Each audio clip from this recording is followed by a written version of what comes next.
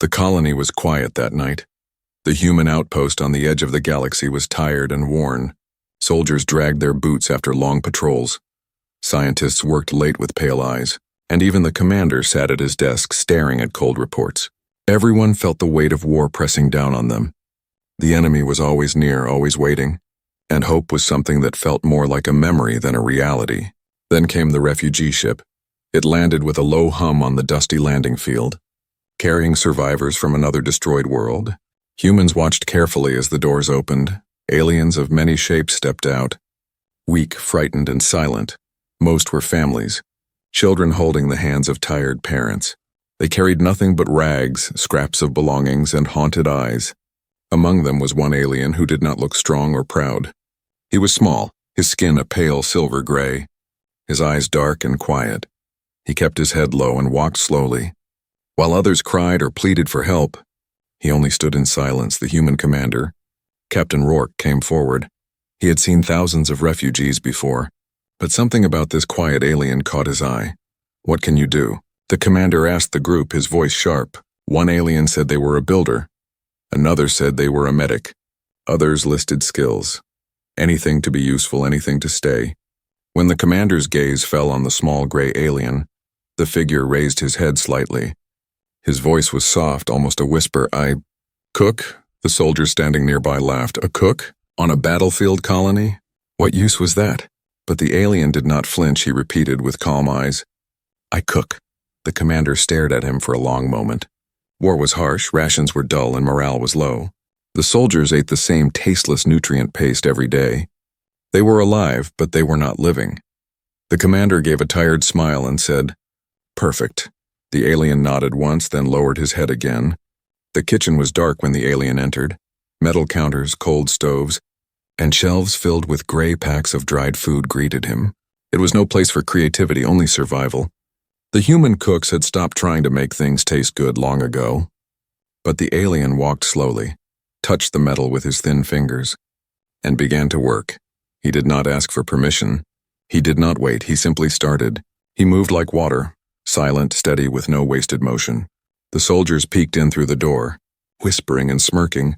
"What's he going to do? Burn our rations?" One said, "Maybe he'll poison us," another joked. But the smell that filled the room silenced their laughter.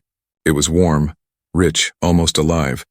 For the first time in months, the soldiers' stomachs growled not from hunger, but from desire. The alien placed bowls on the counter, one after another, each filled with steaming food. It looked simple, but smelled like home, like bread, like soup, like memories of childhood.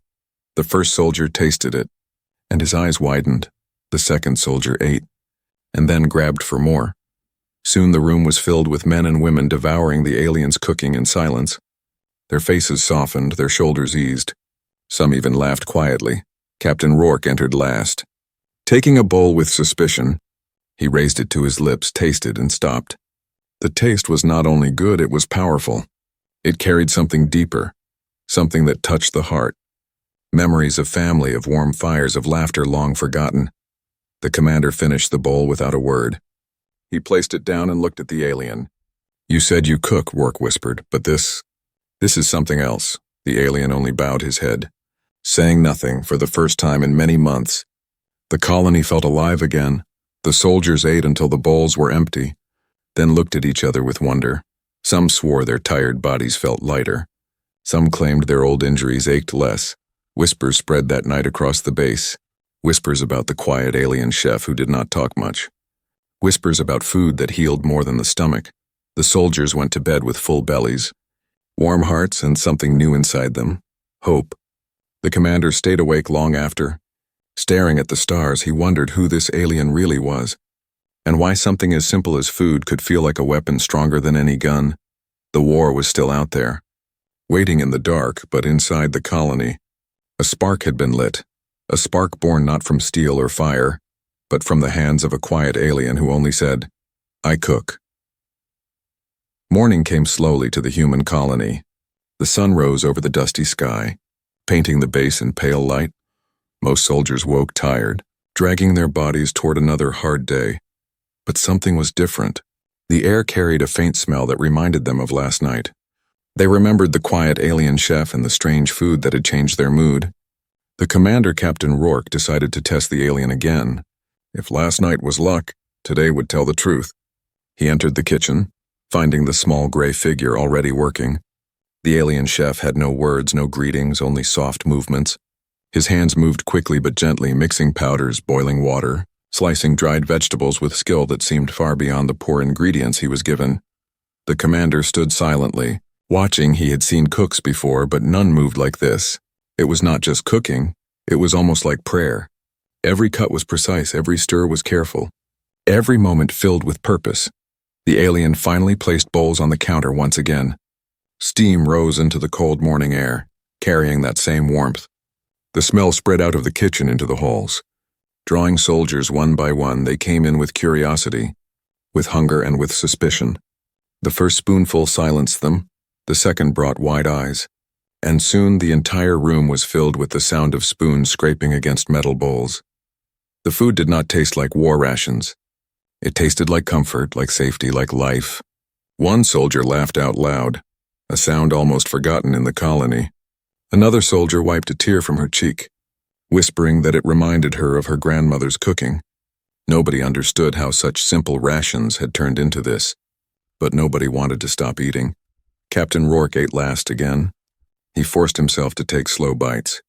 To study the taste, it was rich, yes, but there was something else. He felt his shoulders grow lighter, his mind clearer. The weight of endless reports and battle maps seemed to fade, even if only for a moment. When the meal was done, the soldiers returned to their duties, but their steps were quicker, their voices brighter. The base felt different, alive in a way it hadn't been for months. Still, whispers grew. Did you feel it? One soldier asked another. My headache vanished, another replied. I swear my old scar hurt less, someone else muttered. The commander heard these words but kept silent. He did not want rumors turning into fear, yet deep inside, he wondered if the alien's food truly carried something more than taste. That evening, the alien chef cooked again. This time, the kitchen was full before he even finished. Soldiers crowded in, waiting like children for their turn. The laughter grew louder. Stories filled the air. Men and women who had once sat in silence now shared memories over steaming bowls. It was more than a meal. It was a gathering. The alien stood in the corner, silent as ever. Watching with calm eyes, he never smiled. Never joined, never spoke, he only served, and then stepped back into the shadows. But the humans could not stop talking about him. He doesn't even speak. But he gives us more than words ever could, one soldier said. Captain Rourke nodded silently. He knew something had changed. The colony was no longer just surviving, it was breathing again. Later that night, the commander called the alien into his office. The small gray figure entered quietly. Hands folded in front of him, Rourke looked at him for a long moment. You've done something I can't explain, the commander said, his voice low. These men and women, they feel stronger after your meals, they feel hope. The alien chef lowered his eyes, then spoke in his quiet whisper. I don't talk much, sir, he said, but I can cook. Rourke leaned back in his chair, studying him. But how? How do you turn gray rations into this? He pressed. The alien hesitated, then shook his head, saying nothing more. It was clear he would not reveal his secret. Not yet. The commander let the silence stretch, then finally nodded. Then keep cooking, he ordered. Do not stop. The alien bowed once and left, moving like a shadow back into the halls that night. The commander stared at the stars again. The war was still out there, pressing closer each day. But for the first time in a long time, he felt his people might stand. He wondered what power could hide behind such simple food, and why a quiet alien chef who spoke so little could give so much far away in the darkness of space. Enemy ships were gathering. They had no idea that inside a small, battered human colony, hope was being rebuilt, not by generals, not by weapons, but by a cook who whispered, I don't talk much, sir, but I can cook. The colony grew restless in the nights that followed. At first, it was only small talk in the halls, whispers between tired soldiers after meals. They said the aliens' food was not only filling, it was changing them. One soldier claimed his old wound no longer hurt. Another swore his reflexes were sharper during patrol. Even the medics noticed their patients recovering faster, though they could not explain why. The rumor spread quickly. The quiet alien chef was doing something strange, something powerful. But no one dared to ask him directly. He spoke so little, only ever saying the same soft line, "I cook." And somehow those two words silenced questions. One night a storm raged over the colony. Winds howled, dust clouds slammed against the metal walls, and the power flickered inside the dim barracks. Soldiers lay awake, speaking in low voices. They talked about battles lost, about enemies stronger and crueler than anything humans had faced before. Yet in the middle of these heavy conversations, the topic always returned to the aliens' food. "Don't you feel it?" one soldier whispered. "It's like the meals carry strength or something else," another muttered. "Something inside us that wasn't there before." A silence followed, broken only by the storm outside. Nobody wanted to say it out loud, but deep inside, they all wondered, was it safe? Captain Rourke was no fool. He had seen too many strange things in this war. Weapons that could melt steel, viruses that could rot a planet, enemies who used fear like a blade. So when his own soldiers began whispering about magic and food, he grew uneasy. That evening he called his second-in-command, Lieutenant Hayes, into his office. "Keep an eye on him," Rourke ordered, his voice firm. "On the chef?" Hayes asked, raising an eyebrow. Rourke nodded. "Yes. He's given us life, but we don't know at what cost. Watch quietly." "No mistakes," Hayes agreed, though his face showed doubt. He too had eaten the meals, and he knew the truth in his bones. Something was happening, and it was not normal. The very next night, Hayes slipped into the kitchen while the alien worked. He stayed in the shadows, careful not to disturb. The chef moved with his usual quiet grace, boiling, slicing, stirring. But then Hayes saw it, something that froze him in place. From a small pouch, the alien pulled out glowing fragments, tiny specks like living embers. He crushed them carefully and sprinkled them into the pot. The soup shimmered faintly, as though light itself lived inside the liquid. Hayes nearly stepped forward, but stopped. The alien chef did not look nervous or guilty.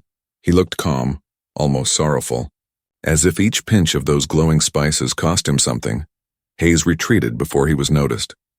Heart pounding. When he returned to Rourke, his words were clear. "There's more to his cooking than food, Captain." "Much more." The commander listened in silence. His mind turned over possibilities. Was it poison? Was it power? Was it alien trickery? He remembered the laughter in the mess hall, the soldiers walking taller, the faint shine of hope in their eyes. If this was poison, it was the strangest kind. Rourke finally said, "We will not stop him. Not yet. If he is truly helping us, then we need him more than we fear him." But doubt lingered in his heart. Meanwhile, the alien chef continued his silent work. He did not ask for thanks, did not accept questions. Every day he entered the kitchen before sunrise and left after sunset. Every day the colony grew louder, brighter, stronger, and every night, when the lights dimmed and soldiers tried to sleep, the whispers returned. Maybe he's healing us, or changing us, maybe both. The storm of rumors grew, feeding both hope and fear, but the true test came sooner than anyone expected that week. Scouts returned with news. Enemy ships were moving closer. Too close, too fast. The colony would soon be under attack. The soldiers gathered in the mess hall, tense and silent. For the first time, they looked at the quiet alien chef not with suspicion, but with desperation. They knew their weapons were not enough, their numbers too few. Yet when the alien stepped forward, carrying a pot of glowing soup, silence fell. He placed it on the counter, his dark eyes meeting the humans without fear.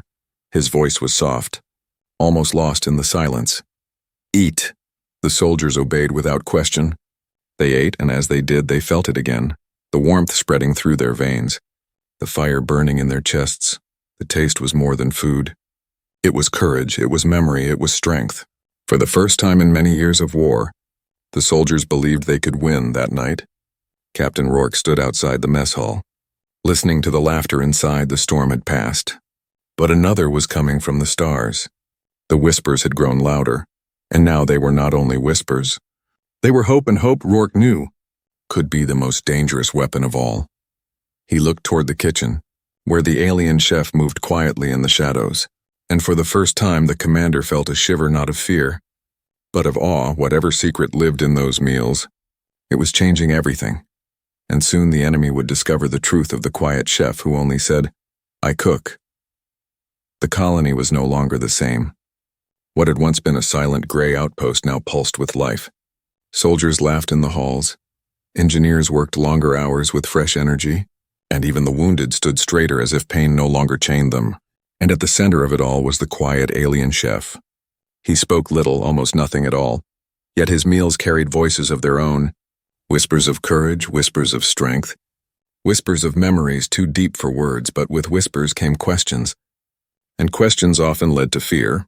One night, long after most of the base had gone to sleep, a young engineer named Carla crept into the kitchen. She was curious, too curious. For days she had eaten the meals and felt her tired hands stop shaking, her mind sharpened like a blade. She had dreamed of her family back on Earth, even smelled her childhood home while chewing alien soup. She could not resist, she wanted to know the truth. The kitchen was dim, lit only by the soft glow of the stoves.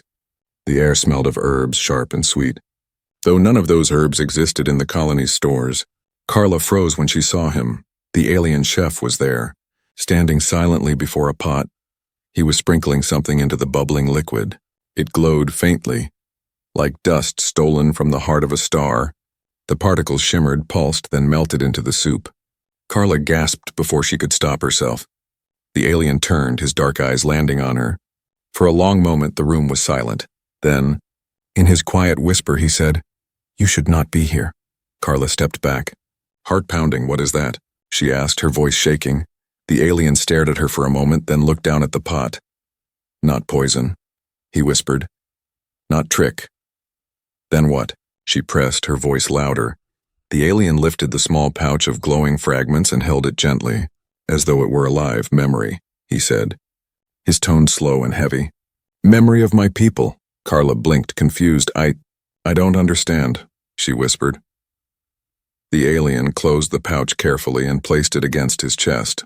"When my world lived, we cooked not only with food," he said softly. "We cooked with soul." He tapped the pouch. "This is what remains. Fragments of those who came before me. Their courage, their strength, their love." Carla's throat tightened. "You mean, you're feeding us your people?" The alien shook his head gently. "Not flesh, not body, only memory. Only spirit." Carla could not speak. Her mind raced with images. An entire race burned away by war, leaving behind not weapons, not machines, but spices of memory.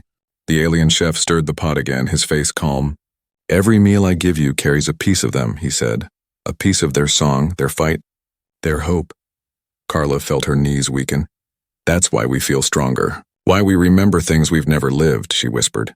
The alien bowed his head. "Yes, but why give this to us?" she asked, her voice breaking. "Why humans?" The alien paused for a long time before answering. "Because you still fight," he said. "My people, we lost. We fell silent. But you are loud, fierce, stubborn. You carry hope even in ashes. My people wish to live again, even if only through you." Carla's eyes filled with tears. It was no longer just food, it was inheritance. It was a gift heavier than any weapon.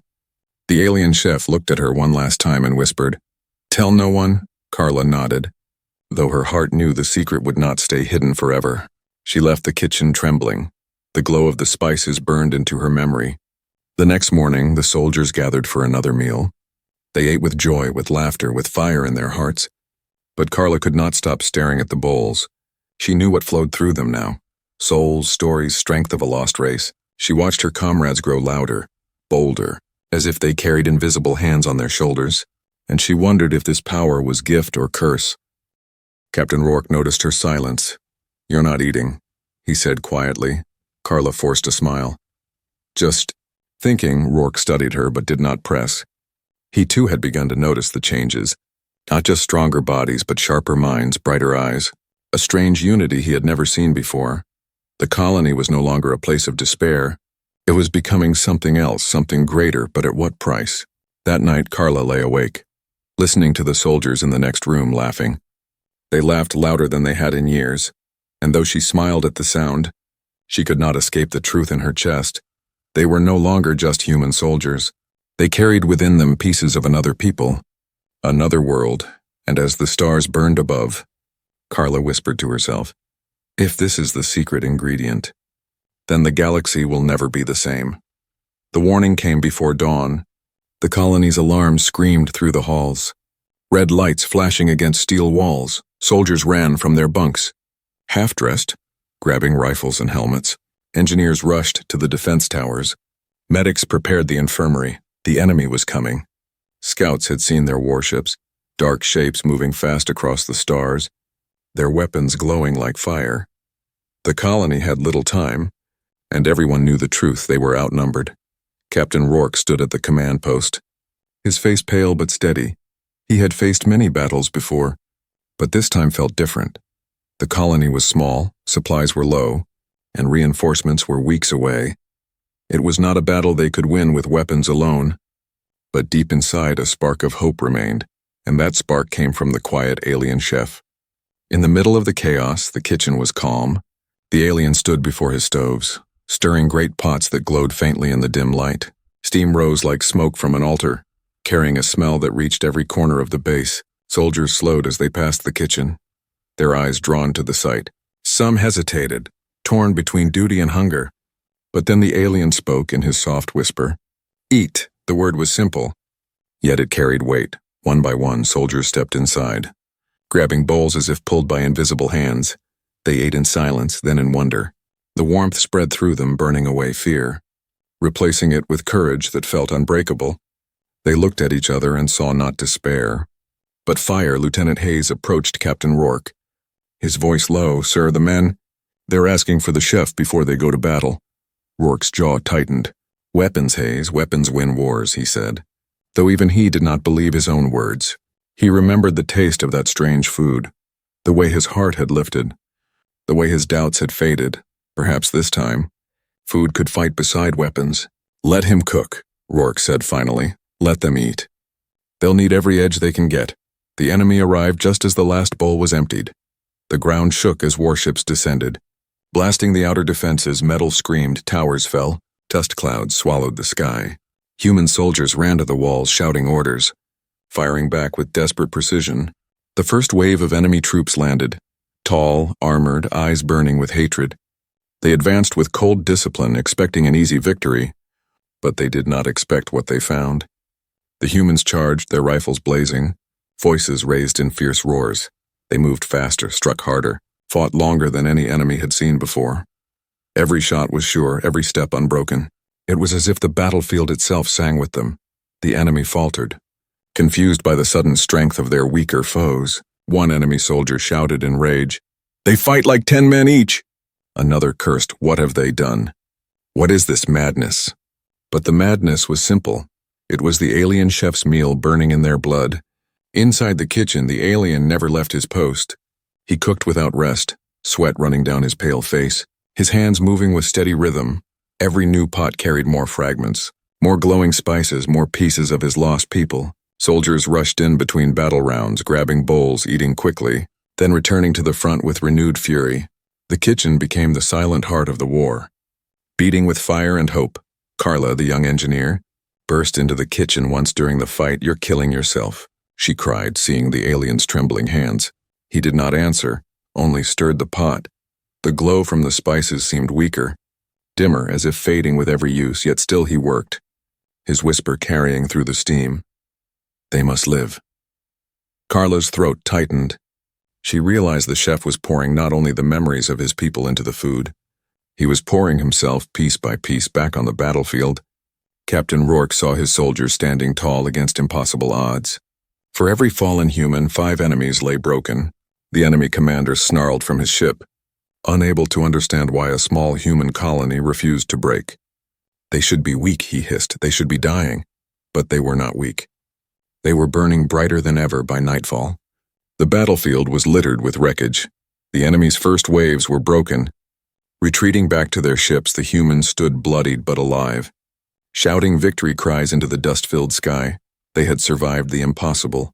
And deep inside, they knew why. It was not only their guns, their training, their courage. It was the quiet alien chef who never spoke, the one who whispered only, "I cook," that night. The colony did not rest. They worked, repaired, buried their dead, and prepared for the next attack. For they knew the enemy would return stronger, angrier, determined to crush them. But in their hearts, they also knew something else. They were no longer alone. They carried not only their own spirit, but the spirit of another world, and with every bite, with every shared bowl, they became something greater than human. They became a memory that refused to die. And the enemy had just learned what happens when humans fight with hope burning inside them. The first victory did not last long. The humans cheered, yes, but they knew the truth. The enemy had only tested them. The real storm was still coming. Scouts confirmed it. The enemy fleet was massing. Larger than before, dozens of warships, heavy weapons, more soldiers than the colony had ever faced. Captain Rourke stood over the map table, his hands pressed against the steel. He could see the numbers, the cold truth. The humans could not survive a second assault, not with weapons alone, and yet as despair crept near, the smell of cooking drifted through the base. Warm, steady, alive, the alien chef was still working. The kitchen glowed that night. Pots bubbled with steam that shimmered faintly in the dim lights. Soldiers gathered outside, waiting like children at a festival. But this time the meal was different. The alien moved slower, his hands shaking as he poured the glowing spices into the pot. Each pinch seemed heavier, each stir seemed to draw strength from his own body. Carla, the young engineer, stood by his side, watching with worry. "You're burning yourself out," she whispered. The alien only shook his head, his dark eyes fixed on the bubbling soup. "They need more," he said quietly, "more than before. For tomorrow they must be giants." When the meal was ready, the soldiers filed in. They ate in silence at first, then with awe. The taste was richer, deeper, stronger than anything before. It was as if fire and memory melted together on their tongues. One soldier clenched his fist and laughed. "I feel like I could tear a tank apart with my bare hands." Another shouted, "This is no meal, it's a weapon." The mess hall shook with cheers, the air thick with fire and courage, but the alien did not cheer. He stood apart, pale and trembling, as though every spoonful stolen from the pot had been stolen from him. Later that night, Captain Rourke found him collapsed against the counter. "You can't keep this up," the commander said. Crouching beside him, the alien raised his head weakly, his voice still a whisper. "They must fight," he breathed. "They must survive, my people. Live in them now." Rourke's chest tightened. He wanted to order the alien to stop, to save his own life, but he knew deep down the colony's fate depended on him, so instead, the commander whispered, "Then I'll fight to protect you too." The next day, the enemy came. The sky burned red as their warships blotted out the sun. The ground shook as bombardments rained down. Steel walls cracked, towers collapsed, the colony trembled. The humans rushed to their posts, their hearts pounding not with fear but with fire. They had eaten the alien's feast. They carried his people's memories, his strength, his spirit. When the enemy troops landed, armored and roaring, they did not find broken humans. They found warriors standing tall. Eyes blazing, the battle erupted. Bullets tore the air. Plasma fire split the sky. The ground shook with every explosion. But the humans fought like demons. They moved with speed and fury that stunned the enemy. Every strike carried not only human strength but something more. The enemy faltered, their commanders shouting in confusion, "These humans should not stand. They should break." But they did not break. They fought with the strength of two peoples, human and alien together. Inside the kitchen, the alien chef did not stop. He stirred new pots, though his body shook with exhaustion. His hands bled from cuts. His breath came ragged, but still he worked. Soldiers rushed in between battle rounds, grabbing bowls, drinking fast, then charging back out with fire in their veins. Carla begged him to rest. "You'll kill yourself," she cried. The alien's whisper came thin, fragile, but steady. "If they win, my people live again. If they fall, we vanish forever." He poured the last of the glowing spices into the pot. The light burned bright, then dimmed. The pouch was empty as the battle raged. Captain Rourke fought on the front line, his rifle burning hot in his hands. He looked at his soldiers, bleeding, bruised but unbroken. They roared with every charge, their voices shaking the battlefield. The enemy stumbled, their discipline cracking. For the first time, fear showed in their eyes. Rourke shouted into the smoke, "Hold the line! For Earth, for the colony, fight!" And his soldiers answered with a roar that shook the heavens. By nightfall, the ground was black with fire and blood. The enemy pulled back again, their warships retreating into the sky. The humans stood victorious, though battered and weary, but inside the kitchen, the alien chef collapsed. His body gave out, his strength drained. Carla caught him before he hit the ground, tears streaming down her face. "You gave them everything," she whispered. The alien's eyes fluttered open, his voice barely a breath. They must finish. And then his eyes closed, his chest rising only faintly that night. The colony did not celebrate. They held their wounded, counted their dead, and gathered in silence around the quiet alien lying pale on the kitchen floor. They knew the battle was not over. The enemy would return, stronger and angrier than ever. But they also knew something else. They had been given more than food. More than strength, they had been given a legacy. And they would not let it die. The battle ended in smoke and silence. The enemy fleet had pulled away, broken for now, their ships scarred and scattered across the stars. The human colony still stood, its walls shattered, its towers broken, its soldiers bloodied but alive, and at the center of it all lay the alien chef. He was pale, his breath shallow, his body frail as though every ounce of life had been poured into the pots he had cooked. Carla knelt beside him, tears streaking her dirt-stained face. "Stay with us," she whispered. "Please." "You can't leave now." Captain Rourke stood nearby, silent, his jaw tight. His heart heavy. Around them, soldiers gathered. The same men and women who had eaten his meals, fought with his fire, survived because of his gift. Now they waited in silence. Not for orders, not for food, but for his voice. The alien's eyes fluttered open, dark and soft. He looked at the crowd, at the humans who had become more than soldiers. His lips moved, his whisper barely a breath. "I gave all I had," he said. "The pouch is empty." Carla squeezed his hand, shaking her head. "You gave us more than enough," she said, voice breaking. "You gave us hope." The alien's gaze drifted to Captain Rourke. "You fight because you believe," he whispered. "My people, they lost that. They lost themselves. But you are loud. You are stubborn. You never stop." His chest rose weakly, then fell. "My recipes are yours now," he whispered. And with that, his eyes closed. The kitchen fell silent. The quiet alien chef had spoken his last words. For a long time, no one moved. The soldiers stood in stillness, the weight of his sacrifice pressing down on them. Captain Rourke finally stepped forward, lowering his head. "This man," he said, his voice deep and steady, "this chef who spoke so little gave us everything. He was not just a cook. He was a warrior of another kind." The soldiers bowed their heads, their hearts heavy but burning with pride. They knew they had not just lost an alien, they had gained a legacy. The next days were filled with rebuilding. The colony's walls were repaired with scraps, towers were rebuilt with shaking hands. But through it all, the memory of the chef burned bright. The soldiers refused to eat plain rations again. Carla searched the kitchen and found the chef's notes. Simple markings, strange symbols, recipes written in both alien script and half-understood human words. She studied them, determined to carry on his work. Her first attempts were clumsy, the meals rough. But the soldiers ate them with respect. They said they could still taste a faint echo of his fire.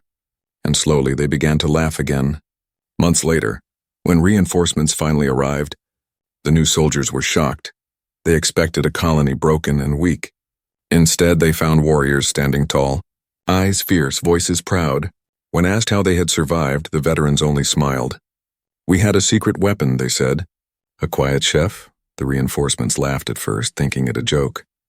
But when they saw the seriousness in the veterans' faces, they stopped. They realized this was no joke. It was history as the war spread across the galaxy. The story traveled with it. Every soldier who had fought in that battle told the tale of the alien who spoke little, who cooked in silence, who gave his soul so that humans could stand unbroken. Other colonies listened. Other armies repeated the tale. Soon the legend grew. They called him the quiet chef, the one who fed hope, the one who turned food into courage, the one who whispered only, "I cook." Years later, Carla still worked in the kitchens. She had become a master of his recipes, blending alien memory with human spirit. Young soldiers would sit at the tables, eating meals that carried warmth they could not explain. They asked her, "Is it true? Did a quiet alien really save this colony with food?" Carla would smile sadly and nod. "Yes, he didn't talk much, but he gave us everything." The young soldiers would eat quietly after that, as if honoring someone they had never met. And in that silence, the chef lived again. Captain Rourke grew old, his hair gray, his body scarred by war. But whenever he was asked about the hardest battle he had fought, he never spoke of weapons or strategy. He always said the same, The hardest battle was not against the enemy. It was against despair, and we won, because one alien refused to stop cooking. His voice would grow quiet then, almost reverent. He saved us with fire, not from guns, but from a stove, and so the memory endured, not carved into stone, not written in books, but carried in the taste of food, in the warmth of shared meals, in the unity of soldiers who had once been broken. The galaxy never forgot because humanity never forgot. The quiet alien chef had become part of them, part of their story, part of their fight, part of their soul. And whenever soldiers raised a bowl of steaming food before battle, they whispered the same words: perfect,